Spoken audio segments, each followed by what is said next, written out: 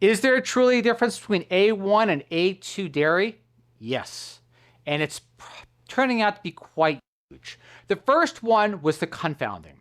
They thought the fatty acid composition was the same because they looked at total short-chain fatty acids.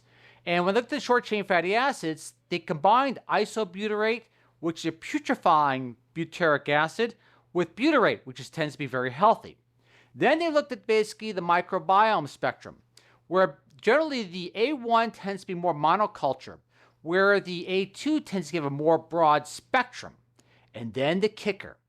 Along this 209 amino acid chain, in position 67 in particular, you normally have an amino acid which is associated with Jersey cattle and other cattle that we were accustomed to evolutionary and culturally wise for generations of proline. Then all of a sudden, with the advent of artificial insemination, as you begin to look at here, these histidine-rich cattle, or bulls I should say, began to become dominant in this Holstein rise. Now, this histidine spot 67, is important because it makes a weak amino acid chain, which then results in something called beta-casein. So a lot of people assume that they have lactose intolerance, and they may do.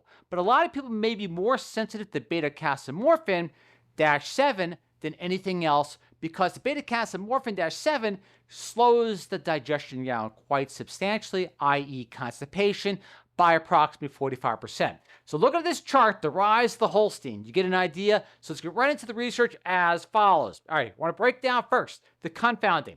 Total short-chain fatty acid composition, there's your breakdown. Researchers began to get clarity when they noticed there were differences within these SCFAs. And so the A2 is great for healthy butyrate. Basically, the A1, the histidine, was very high in